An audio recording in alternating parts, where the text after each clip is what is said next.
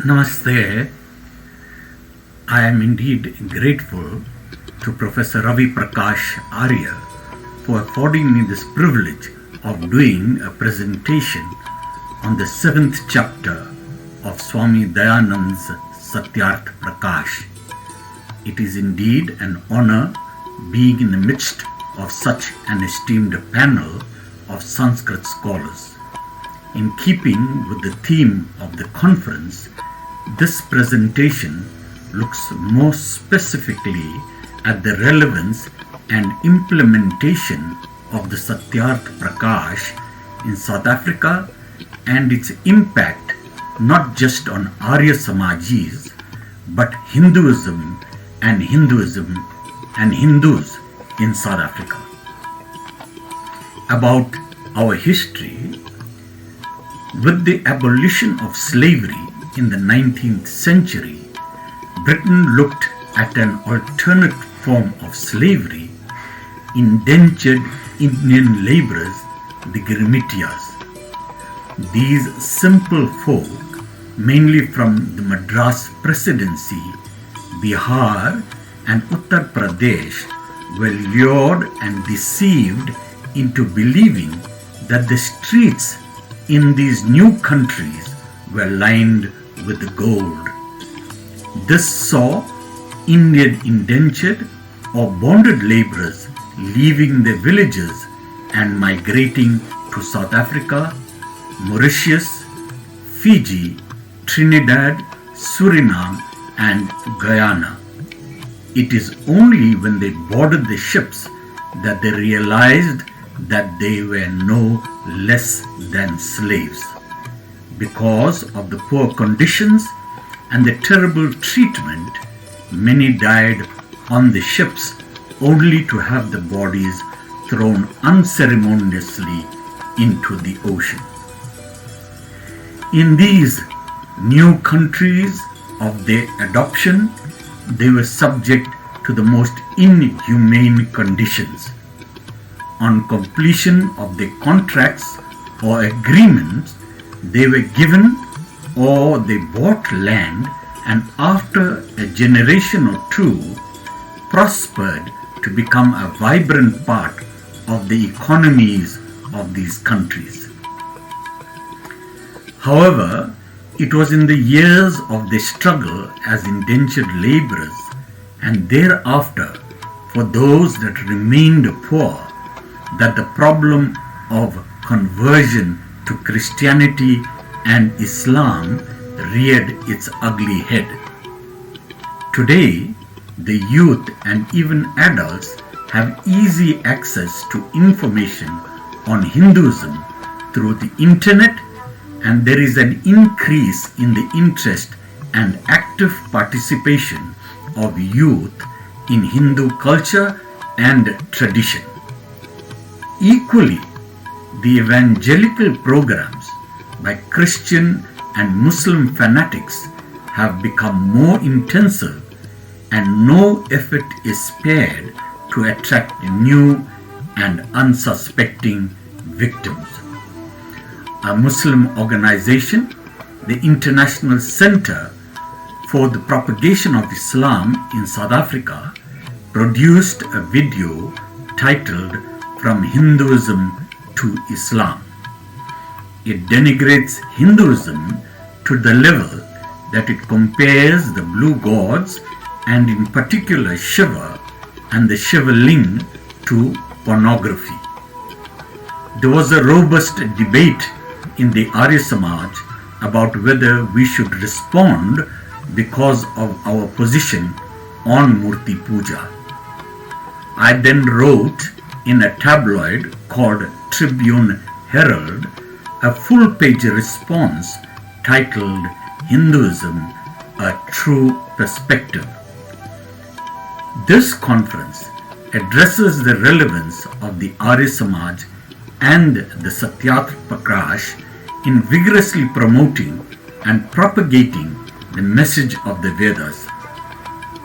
We also face the challenge of presenting the Puranas as an illustration of the complex and abstract concept of a supreme being into mythology, dance, song and imagery which most folk, the people, understand, enjoy and find easier to relate to, as against the philosophical dialogues and discourses of the Vedas and Upanishads. It is important to note that Swami Bhavani Dayal, the first president of the Arya Pratinidhi Sabha, South Africa, was a victim of the social malpractices in India and was ready to convert to Christianity until he read the Satyarth Prakash. Let's look at a new vision. In South Africa, Indians are a minority and Hindus a minority within a minority. We cannot afford the fatal luxury of a division between the Arya Samaji and the Pauranika. We have learnt an extremely unfortunate lesson that has cost us the loss of thousands of Hindus to other faiths. The main aim of my presentation is a journey from the formless to the form, to inform every Hindu of the sublime, supreme consciousness that becomes transformed into the color of story and imagery, so that one may appreciate the formless within the form that attracts us. I am convinced that this has to be the new vision of the Arya Samaj. If not, we will then, because of an ideological stance against Murti Puja, watch the painful process of losing our fellow Hindus to conversion, and if we believe that we will be saved, then that would be an even greater fallacy and tragedy. Inasmuch as the Satyarth Prakash vehemently opposes any hint of polytheism in the Vedas and offers a systematic analysis of the concept of God, negating the misrepresentations by Western Orientalists and Indologists, today the challenge is to do an equally surgical procedure to extract from the Puranas that which is in consonance with the Vedas and discard any association with exotic, erotic and sensual connotations. The Satyarth Prakash has to be the handbook and manual that equips us with the techniques of presenting the Vedas and the supplementary texts as an all-inclusive body of literature which informs on a consciousness par excellence in the Vedas and the subsequent texts, the Puranas, as being complementary in the attempts to further define that formless, indescribable and unfathomable infinite being.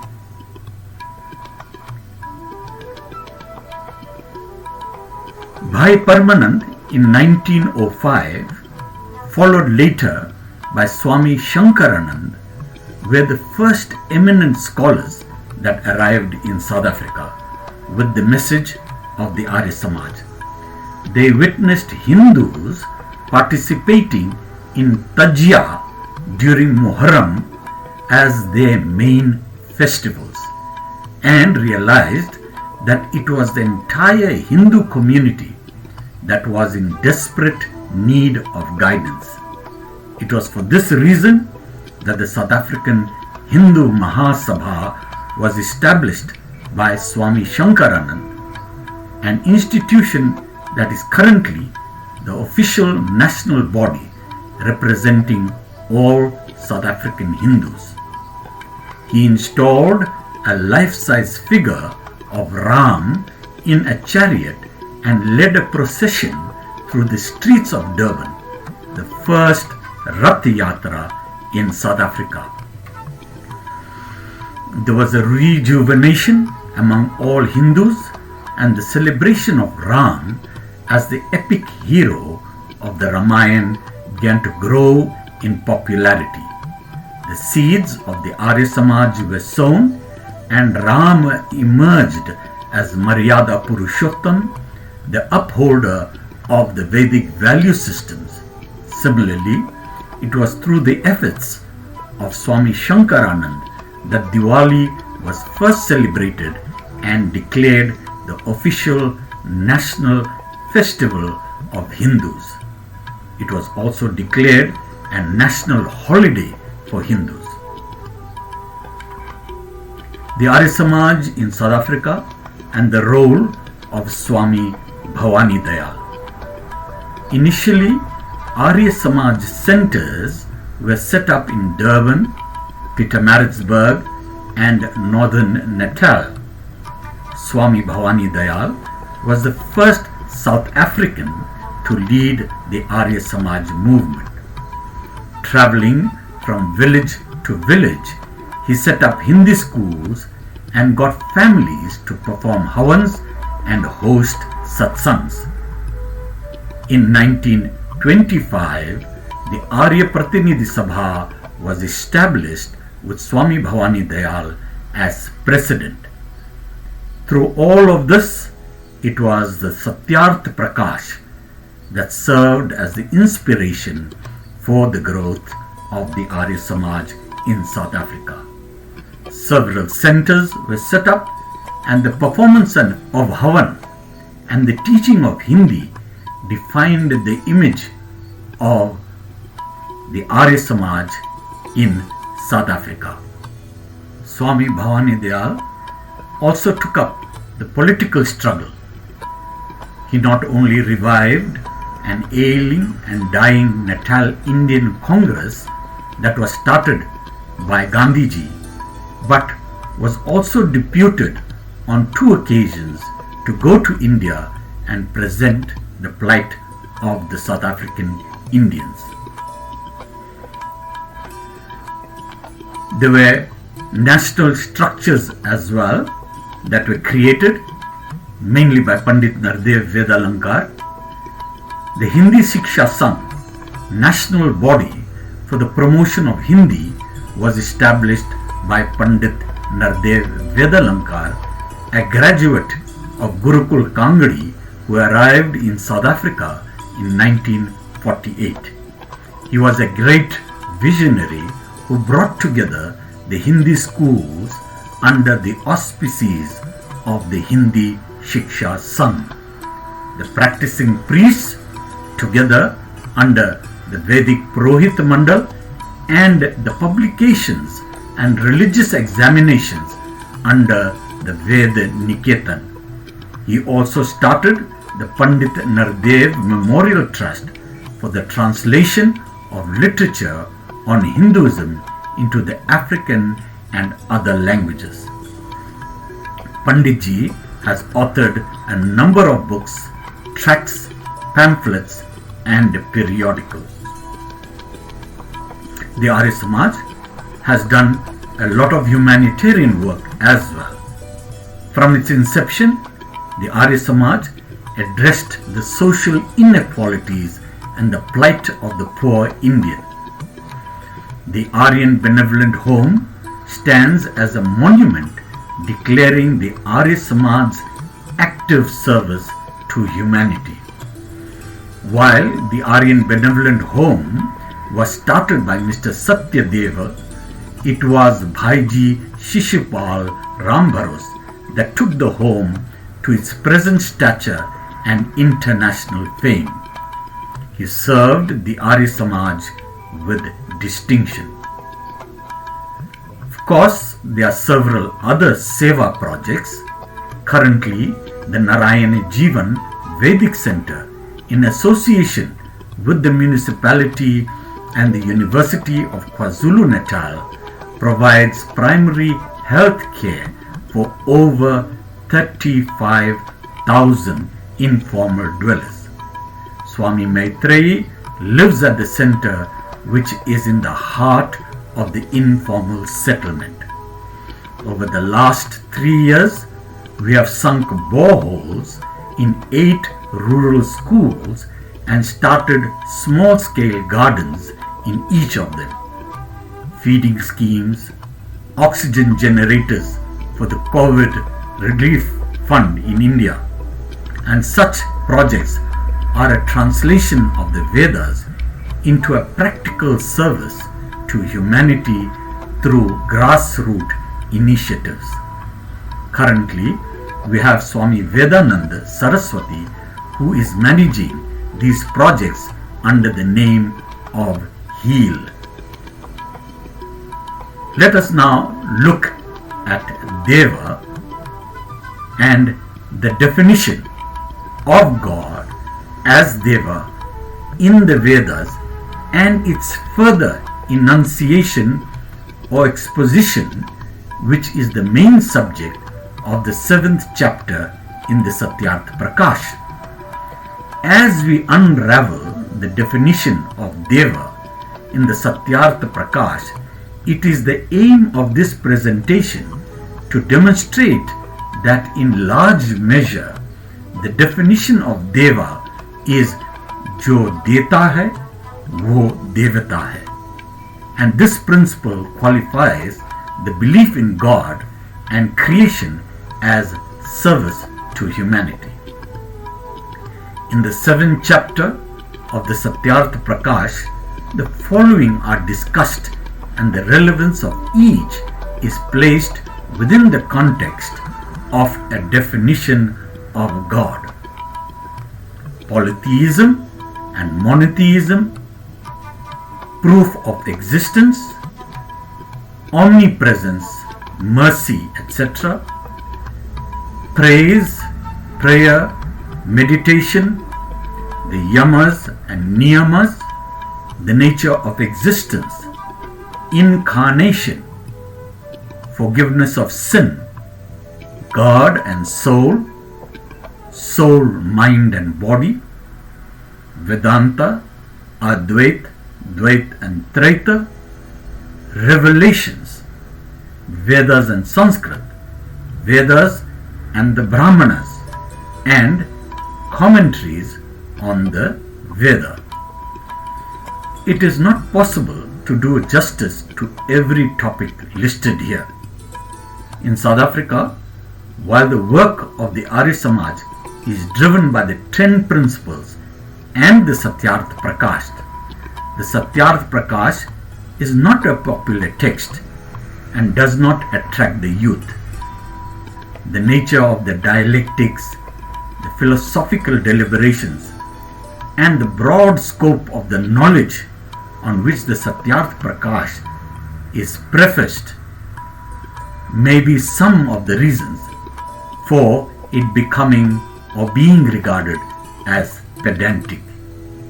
The focus of this presentation is how we use the mantras that we are exposed to through our satsangs and ceremonies, the simple mantras that we can use to understand these concepts in the Satyarth Prakash. It is an attempt to maintain the relevance of the Satyarth Prakash by making its understanding and its application practical. Monotheism in the popular mantras. In discussing monotheism, we need to translate the Sanskrit mantras that we chant into a meaningful exposition of the concept of monotheism. We begin any occasion with the chant of the Gayatri Mantra. The Mahavyahriti is a categorical pronouncement of the Vedas that Om permeates the earth, the intersphere or the atmosphere and the regions beyond. This is in consonance with the theory of sound Om iti ek akshara Brahma. This is not just monotheism, but a sublime understanding of space, Akash, and the Guna, the Dhwani that inheres in it. It is the essence which encapsulates the message of the Vedas. The Maha Vyahriti, Om Bhu, Om Bhuvaha, Om Swaha, Om Bhur Bhuvaha Swaha is in the Yajurved.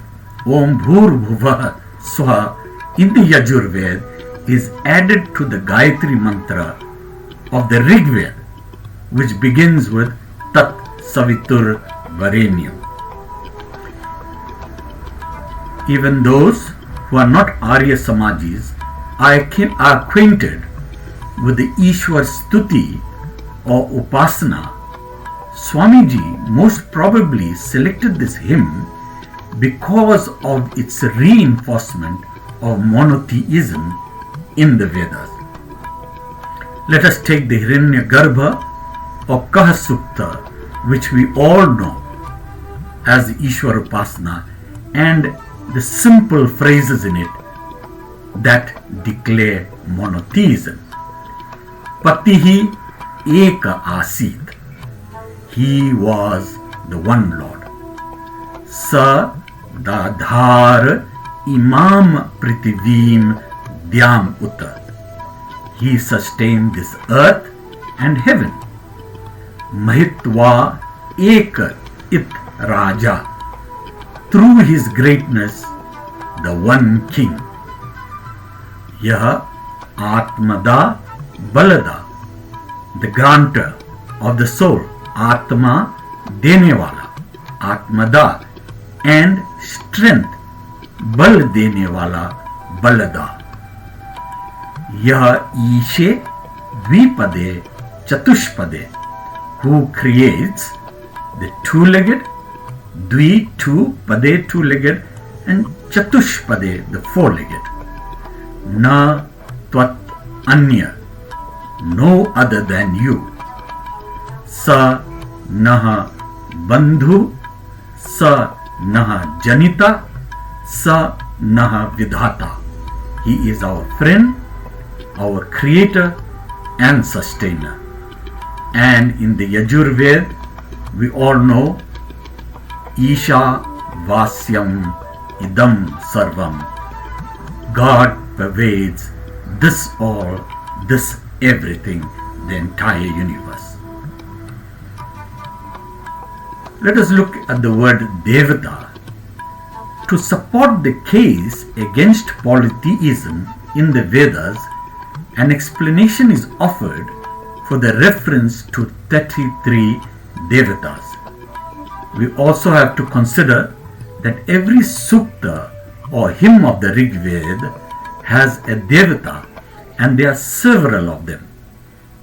The Nirukta in its 7th chapter defines Devata as Dyutanad, Deepad, and Danad, that which arises from being self-luminous, Deepanad being illuminated, or Danad from giving.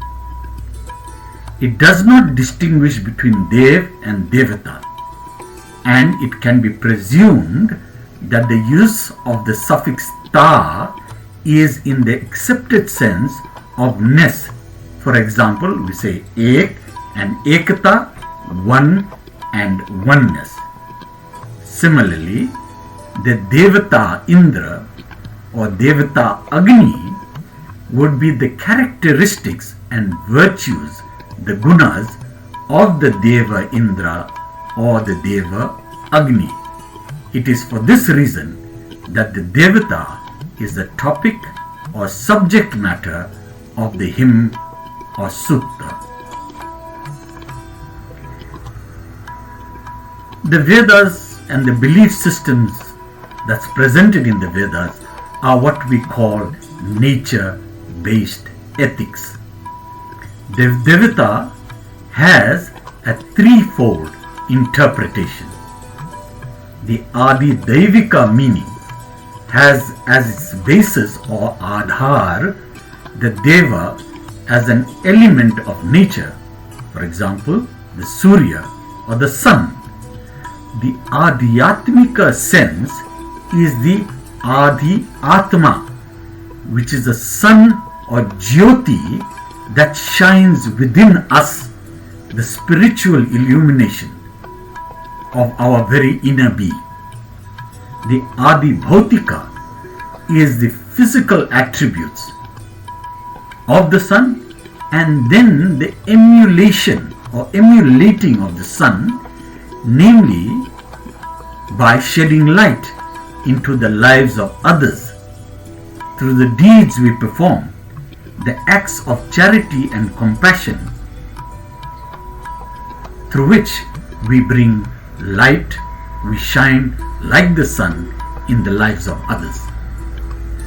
The values of virtues that the elements of nature demonstrate are commitment and dedication, working incessantly for every moment of its existence. That is one.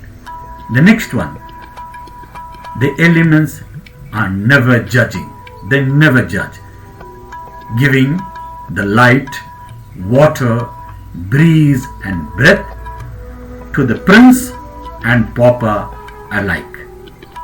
And thirdly, selflessly serving, never asking for anything in return. The religion of the Vedas is therefore the sacred laws, L-O-R-E-S, the sacred laws, and the law, L-A-W, the law of nature. Satyancha Ritancha. Satya, the truth, is indeed Rita, the laws of the universe. Let us now look at how Shiva is presented in the Vedas. The search for the true Shiva, the journey on which Dayananda set out, is the exploration to discover and know the difference between the Shiva in the Purana and the Shiva in the Vedas. The inclusion of mantras in the Sandhya and the Shantikaran that are dedicated to Shiva is a clear indication of this message. This presentation gives an exposition of these mantras and then proceeds to study the evolution from the formless to the form, the gradual development of a supreme embodiment of peace into a personification and then an anthropomorphosis or manavikaran. What is the etymology, the nirukta or derivation of Shiva? The Vedas have 6 supplementary texts, the Vedangas or the limbs of the Vedas, which are prescribed prerequisites for a proper translation and understanding of the Vedas. One of them, the Nirukta, deals with etymology, the verbal root or roots from which words are derived. It must be noted that such derivations that we speak about in the Nirukta are also found in the Vedas themselves, and this indeed provides the origins and authority for a study of the meaning of the words, for an authority of the Nirukta as well. How then does the Veda itself define Shiva? The mantra from the Yajurveda reads, Namaha Shambhavaya cha, Mayobhavaya cha, Namaha Shankaraya cha, Mayaskaraya cha, Namaha Shivaya cha, Shivataraya cha. Shambhavaya, Mayobhavaya, Shankaraya, Mayaskaraya, Shivaya and Shivataraya are in the dative case, the vibhaktis as we call them, Chaturthi, because of Namaha. With Namaha goes the Chaturthi or the dative case. If you remove the case endings, then what are we left with? Shambhava, Mayobhava, Shankara, Mayaskara, Shiva and Shivatara. What are the roots? The roots, the verbal roots and the nouns that we find in this mantra. Sham plus Bhu, Mayas plus Bhu, Sham plus Kri and Mayas plus Kri. And what are the meanings? Sham means to be calm or peaceful. Bhu is to be. Mayas means bliss and Kri is to do. Shambhu or Shambhava is qualified as Mayobhava, the embodiment of peace, as the embodiment of bliss. Shankara is Mayaskara, the generator of peace, as the generator of bliss. There is a progression from the passive embodiment of peace, Bhu, the being of peace and bliss, to the active principle, the Kri or Kara. The mantra suggests the initial realization of peace and bliss becoming transformed into Kara, Kri, acts and deeds that promote peace and bliss. Shambhava to Shankara, Mayobhava to Mayaskara, which then becomes Shiva. But the Shiva defined here as tranquility, calm and bliss transcends to a higher state of Shivatara, which in grammar is the comparative degree of Shiva. Shiva, Shivatara. In the following mantra, Shiva, which is Shanta, peace, becomes Shiva Tama, which then is Shantatama, the superlative or highest degree of Shiva, Shantatama, which is the highest peace. Apaha, Shivaha, Shivatamaha, Shantaha, Shantatamaha, Tahate, Taste, Tahate, Karnavantu, Bhejam. Taken from Paraskara Griya Sutra 1.8.5. Then look at the sequence and the progression. Shambhu becomes Shankara, which then is Shiva. That Shiva is Shivatara and ultimately Shivatama.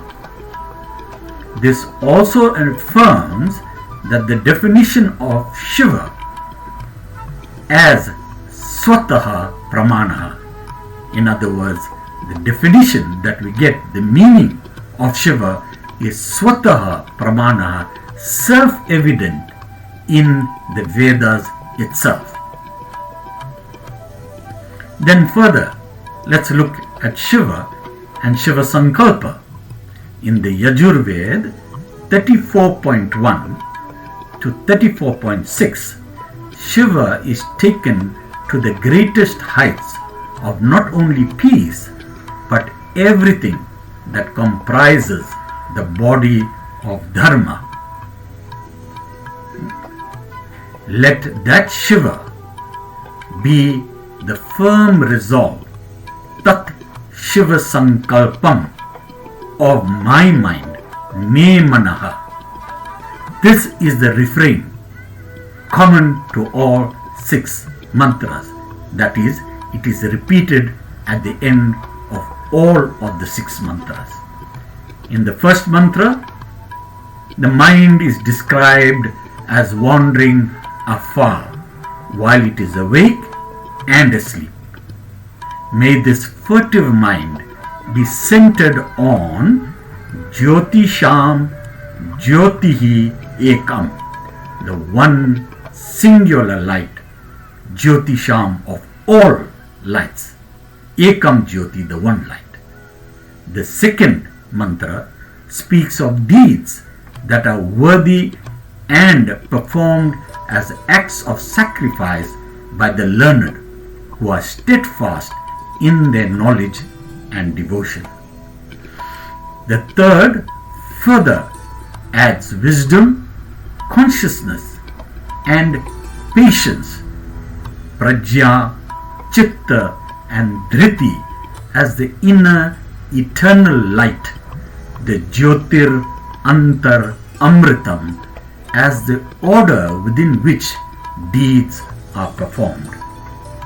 The fourth mantra speaks of one who has the past, present, and the future in his grasp, who through everything pure and immortal, and through yajna, whose senses, the eyes, the ears, the nostrils, and mouth are the sapta hota, the invokers. The fifth declares that the Vedas are established in that mind, like everything centered in the chariot of dharma, in which all of wisdom and consciousness is woven. In the sixth mantra is the comparison of the chariot of dharmic restraint and the control, which features prominently in the Ramayana and Gita. Now, let's look at Shankaracharya and how in his Nirvana Shatakam he describes Shiva.